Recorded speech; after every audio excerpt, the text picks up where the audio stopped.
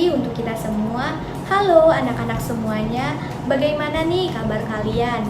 Pasti baik bukan? Ya, pada kesempatan kali ini atau pada pertemuan pertama kita kali ini, kita akan membahas mengenai desentralisasi atau otonomi daerah dalam konteks negara.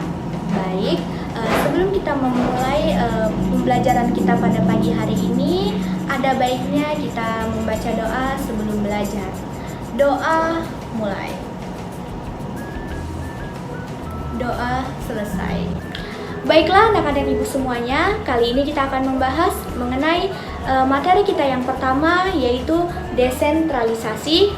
Nah, secara etimologis, istilah desentralisasi berasal dari bahasa Belanda, yaitu de yang artinya lepas dan sentrum yang artinya pusat.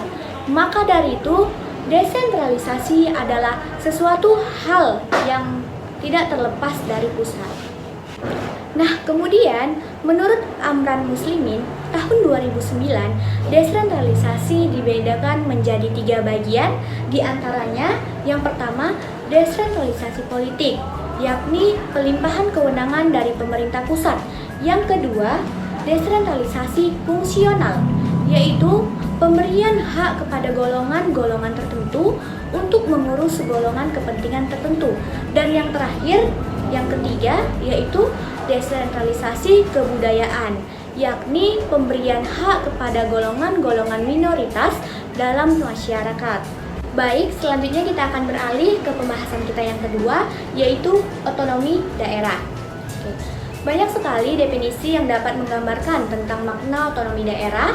Berikut adalah beberapa definisi tentang otonomi daerah yang dikemukakan oleh para ahli. Yang pertama ada menurut Frenssen. Nah, menurut Frenssen, otonomi daerah adalah hak untuk mengatur urusan-urusan daerah dan menyesuaikan peraturan-peraturan yang sudah dibuat dengannya. Yang kedua, menurut Wajong, otonomi daerah sebagai kebebasan untuk memelihara dan memajukan kepentingan khusus daerah dengan kepentingan sendiri, menentukan hukum sendiri dan memerintahkan sendiri. Nah, dari beberapa pengertian menurut para ahli mengenai otonomi daerah tersebut, dapat kita simpulkan bahwa otonomi daerah adalah suatu kewajiban yang diberikan kepada daerah otonom untuk mengatur dan mengurus sendiri urusan pemerintahan dan kepentingan masyarakat setempat menurut aspirasi masyarakat. Nah, kemudian adapun tujuan otonomi daerah adalah untuk meningkatkan daya guna dan hasil guna penyelenggaraan pemerintahan dalam rangka pelayanan terhadap masyarakat dan pelaksanaan pembangunan sesuai dengan peraturan perundang-undangan. Baiklah, selanjutnya kita akan membahas materi kita yang ketiga ataupun materi kita yang terakhir, yaitu otonomi daerah dalam konteks negara kesatuan.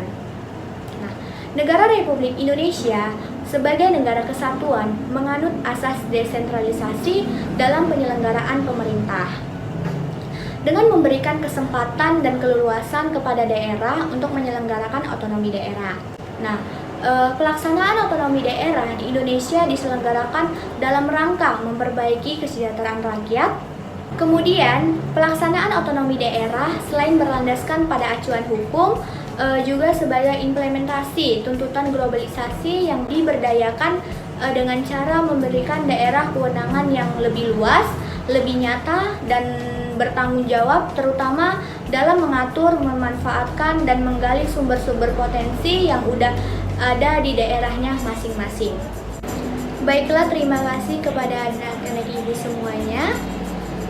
Sekian video pengembangan media pembelajaran kita pada pertemuan pertama yang membahas mengenai desentralisasi atau otonomi daerah dalam konteks Negara Kesatuan Republik Indonesia. Semoga anak-anak ibu semuanya dapat mengambil manfaat serta ilmu dalam pembahasan tadi. Selanjutnya, Ibu akan memberikan LKPD atau lembar kerja peserta didik yang petunjuk pengerjaannya, yaitu yang pertama, membaca materi pembelajaran dalam buku pada materi pertemuan pertama. Yang kedua, kumpulkan pertanyaan-pertanyaan yang dibuat secara berkelompok dan pilih 5 pertanyaan yang penting untuk dijawab dan relevan dengan materi pada pertemuan pertama, serta tuliskan pada daftar yang telah tersedia di bawah. Yang ketiga, diskusikanlah dan jawablah pertanyaan-pertanyaan tersebut secara berkelompok, serta tuliskan pada daftar pertanyaan yang telah disediakan. Dan yang terakhir, akan kalian presentasikan secara berkelompok. Terima kasih. Cukup sekian. Wabillahi taufiq wal hidayah. Wassalamualaikum warahmatullahi wabarakatuh.